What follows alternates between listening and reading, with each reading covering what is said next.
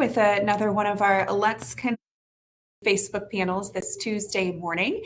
If you're just hopping on, we'll give you a few seconds here. Thanks so much for joining us. So we like to do these every Tuesday, hold these different live panels just to talk about things regarding family and parenting, mental health, a variety of topics. And this morning, we want to focus on bullying. October is actually Bullying Awareness Month, and we just wanted to kind of focus on that a little bit and the conversation surrounding that. Bullying has definitely changed over the years. If you're a parent, you know, it is on social media, and that can be very, very scary because it's not right in front of our faces like it used to be. And we also have Allison with us as well. She is a school counselor. I'm going to let her introduce herself real quick. Thanks for joining us, Allison. No problem. Thanks for having me. Okay, so yeah, you're a school counselor. Tell me a little bit where you're from and stuff like that. I'm a school counselor at Great Lakes Learning Academy in East Lansing, Michigan. Been doing the school counselor thing for going on 6 years now, and I've worked with grades 5 through 12 at this point. Perfect. And I think it's especially once you hit that middle school, there is when you really start to see that bullying. So I just mentioned it. Let's talk a little bit, especially from your perspective, how bullying has changed over the years and the role that, social media has definitely played, and what it looks like these days for kids, especially around those ages. Yeah, so I think we all have this idea in our mind, this picture in our mind of bullying as, the kid being hung upside down by his feet for lunch money or, being shoved into a locker. And at one point, that's what bullying was. Bullying was physical and verbal. And it happened at school and it stayed at school and the kids could come home and just leave it there. But that's not the case anymore. That definitely happens. But there are two new forms of bullying that have started to come on the scene more. The first, we call it social bullying, and I call this the mean girl form of bullying. Okay. This is when a student basically is trying to ruin another student's reputation. They do this through gossiping, spreading lies, excluding them from their social circle. And this one's a really hard one to pin down in schools because it's kind of low key and you don't necessarily see it happening. The second one, which you already mentioned, is the cyberbullying. And it's a hot topic. It's happening everywhere. And this is, I think, changing the game of bullying because it's not staying at school anymore. These kids can't leave school and go home, and it's not safe for them at home because it's happening from the morning they wake up and look at their phone to when they go to sleep. It's coming through text, social media. They just can't get rid of it. So, and that's why we're seeing more students having severe consequences to bullying because they don't get a mental break from the harassment that's happening. I think that's such a good point for people to remember, for parents to remember. They can't escape this. I mean, it's around the clock. It's on the weekends. It's like you said, from the moment they wake up to the moment they go to bed. If they're being bullied, then this is something they can't get away from it. And that's why it's more important than ever, probably, for parents to recognize the signs and to have these kind of conversations. So what are some things that parents should look out for? Maybe that their child could be being bullied. Yeah. Obvious signs, unexplained injuries, they come home, their stuff's destroyed, broken jewelry. Those are the obvious ones. And I think most parents know to look for those. Not so obvious, if you have a student that's complaining of frequent headaches, feeling sick, or they're faking an illness, that tends to be signs of anxiety in children. And that's also a big clue that something else is happening at school. Could be bullying, could be other things, but usually bullying is one of those. Another thing would be skipping meals, or when they come home, does it feel like they're binge eating? A lot of students will skip eating in the cafeteria if they're being bullied because they don't want to be around the students. Difficulty sleeping, nightmares. This next one, declining grades or a lack of interest in school. If you have a student who was an all-A student and loved going and suddenly they aren't an all-A student and they're avoiding going or making excuses, that's a huge sign that something is happening and they don't want to be at school anymore. If loss of friends, that one I'm seeing a lot with that social bullying. They're getting excluded from the circle. Someone they might have been friends with for a while is not in the picture anymore, and that just seems strange. And then some more extreme ones: a decreased self-esteem, feelings of helplessness, angry outbursts if that's not normal for them, and also some self-destructive behaviors, running away from home, self-harm, suicidal thoughts. Those are on the extreme end, but also can point to bullying happening. Okay. And I know we're getting some comments here, and I'll get to those in a minute. But, what can a parent say to their child? How do you start this conversation? And I feel like especially kids around that age, maybe they don't want to necessarily open up to mom and dad. They don't want to say something because they don't want their mom or dad storming into the school and making a big scene and making it worse for them, or, several different reasons why maybe they're keeping this to themselves. So, what advice do you have for parents or caregivers to have these kind of conversations, or what kind of things can they say to maybe get their child to open up? Yeah. I don't know if there is necessarily a right or wrong thing. Every Okay. student is different. Right. But I will say the first step, creating a safe space at home where they feel like they can open up to you. That can look like a lot of different things for different students. But if they know that it's safe to share their story with you, if you have that open communication going prior to any bullying happening, that's huge. And you can start that at any age, just letting them know that they have that space with you. The next biggest thing is don't react with anger or frustration when it happens. And I know that's hard. I'm a parent myself. If I heard that one of my kids was being bullied, my first reaction is going to be like, I have to protect my child. But when we react in anger and frustration, that can sometimes shut down the student and they don't want to communicate anymore, out of fear that the parent is going to storm into the school and make a big deal. And that may make the bullying worse, or it's embarrassing, or they don't want to be that kid. So ultimately, just listen and be ready to support them. They may not want a bunch of advice. I mean, I know me as an adult, I don't always want advice. I just want to be heard. And then one of the ways you can support them, this one kind of can throw parents off a little bit, but kids do better with bullying if they feel confident in themselves to handle the situation. So I regularly will encourage parents to role play scenarios with their students. So that way they are equipped with tools on what they can say when these situations come up, and how to handle them. That little bit of confidence can go a long way in students protecting themselves and standing up for themselves. Finally, make sure you report it to the school. I think there's a lot of assumptions that we know when the bullying is happening, but there are so many areas where it can go completely missed by us. So don't assume that we know. Make sure you reach out to the school, whether it's an administrator or a school counselor or a teacher, and make sure we know, so that way we can take care of it on our end as well. Good advice there. And that kind of goes off of one of the questions that we got.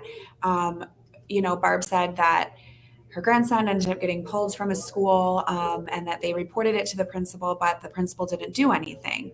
So maybe what would you suggest in that situation? Reaching out to a school counselor, or what, finding another route? Yeah. I would always do a follow-up with the principal and ask specifically what was done, to get that first clarification. I think sometimes it seems like nothing was done, but stuff is done. It just might not have fixed the problem. Now, I'm not every school. I understand stuff gets missed, and that may not be Barb's scenario, but I would always go back and ask for clarification on what was done. And then you can always continue to go to more people if the scenario keeps happening, and ask for more solutions. And then another comment here from Josh says, can you comment on possible motivations behind bullying? I think there's a lot of things. For me personally, I did a lot of work with middle school girls. And so that's where my experience is going to come in. I saw a lot of jealousy and feeling threatened. So a new girl comes into the school, she starts to hang out with my friend. I'm now feeling like I'm going to lose my friend. So that's when that social bullying and cyberbullying starts coming in, because they're going to try to stop this new girl from taking my friend. Or it could be, I've seen, feeling threatened over grades. I was the teacher's star student, and now this other student is starting to be the star student. And sometimes it's insecurities in the bully themselves. They might have low self-esteem and want to make themselves feel better. They might have a rough home life, and they just bring it to school, and that's the only way they know how to express their emotions. And that kind of goes into the next topic, is the social emotional learning, or SEL, which kind of covers both sides of that. So talk a little bit about what that is. A recent survey came out that said a number of teachers support this idea and think that it can really be a part of a solution to help curb a lot of bullying. So talk about what that is, what that looks like for people that may not be aware. Yeah.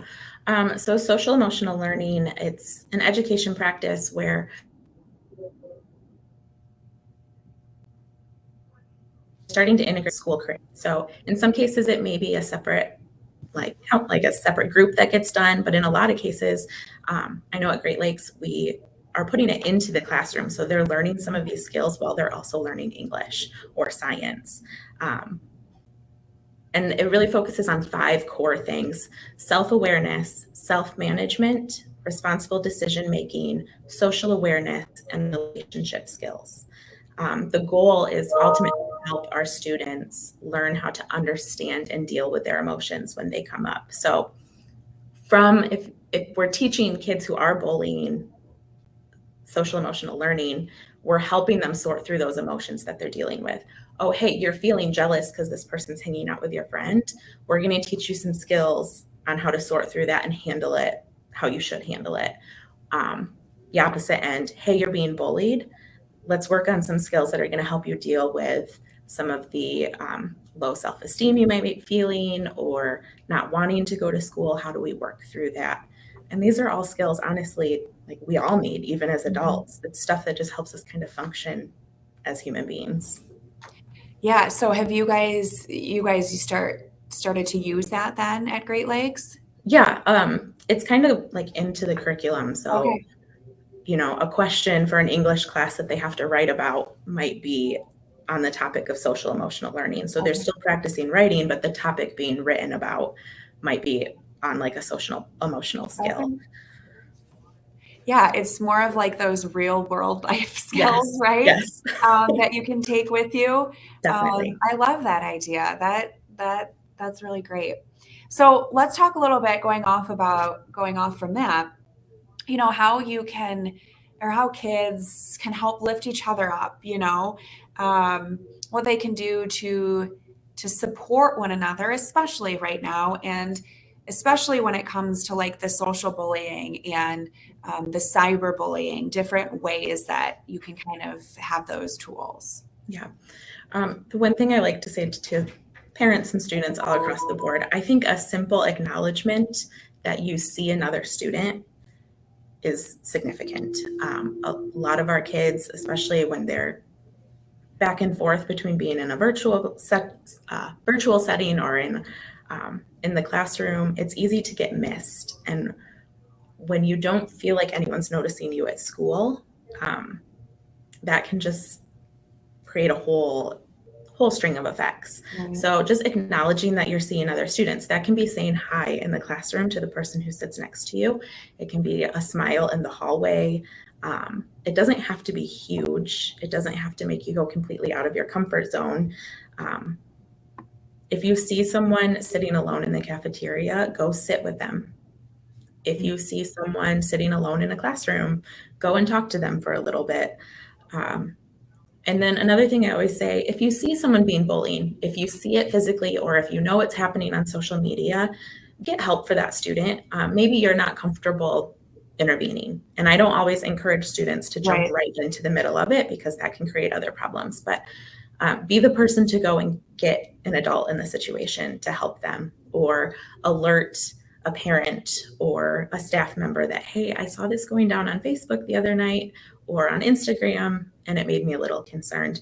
A lot of times, victims of bullying don't want to come forward because they think it's going to make it worse. Right. So you can be the person to help them get acknowledgement of that.